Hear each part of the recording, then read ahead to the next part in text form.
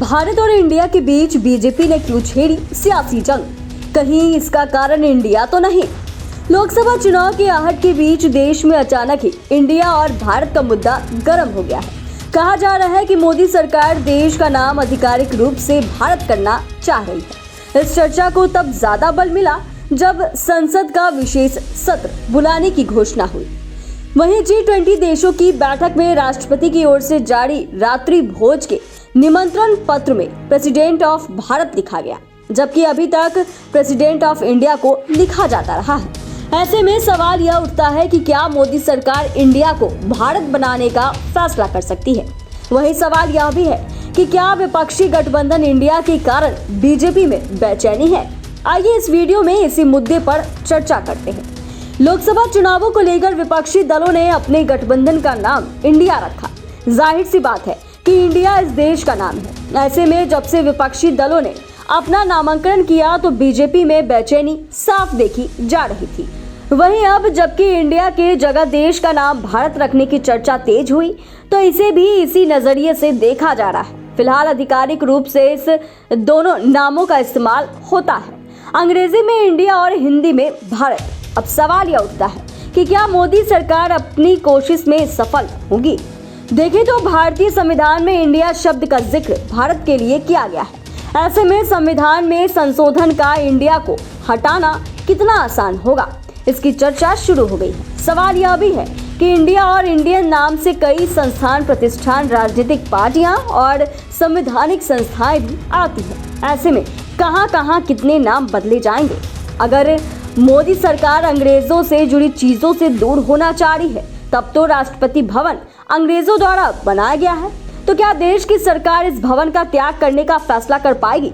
वहीं सबसे बड़ा मुद्दा तो यह है कि भारत में जिन नोटों का इस्तेमाल होता है उस पर रिजर्व बैंक ऑफ इंडिया लिखा रहता है। ऐसे में अगर सरकार इंडिया को हटाती है तो क्या सरकार जो है वो सभी नोटों को बैन करने का फैसला कर पाएगी? अगर इतिहास के पन्ने खोलकर देखें तो भारत को अतीत में कई नामों से पुकारा गया। भारत, भारतवर्ष, आर्यवर्त, हिंदुस्तान, इंडिया जैसे नामों को पार करते हुए एक बार फिर भारत चर्चा में है। देखें तो आजादी के बाद से अभी तक दर्जनों, सैकड़ों भवनों, शहरों के नाम बदले गए। ऐसे में अब सरकार देश का नाम आधिकारिक रूप से भारत करना चाह रही है।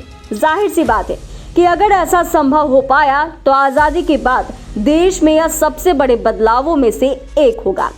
वैसे मोदी सरकार पिछले 9 वर्षों से केंद्र की सत्ता में है, पर इस पर आज तक चर्चा नहीं हुई। लेकिन जैसे ही विपक्षी दलों ने अपने गठबंधन का नाम इंडिया रखा तो इसकी चर्चा शुरू हो गई।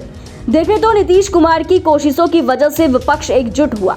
वहीं बीजेपी को हराने के लिए कुर्बानी भी देने को तैयार है। मुंबई बैठक में तो सभी विपक्षी नेताओं को बॉन्डिंग काफी अच्छी लगी, जिससे यह साफ है कि लोकसभा चुनाव 2024 में बीजेपी के लिए रास्ते आसान नहीं है।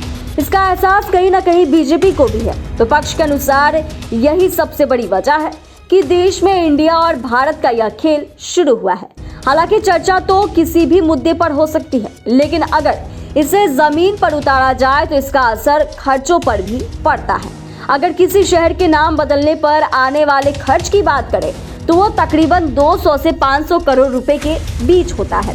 वहीं किसी राज्य के नाम को बदलने पर चर्चा की बात करें तो 500 करोड़ से ज्यादा हो जाता है। जाहिर सी बात है कि जब किसी शहर या राज्य का नाम बदलने पर कई 100 करोड़ रुपए खर्च हो सकते हैं, तो देश का नाम बदलने पर उससे कहीं ज्यादा खर्च होगा। अगर इसी का एवरेज निकाले तो इंडिया का नाम भारत करने पर लगभग 14,000 करोड़ खर्च हो सकता है।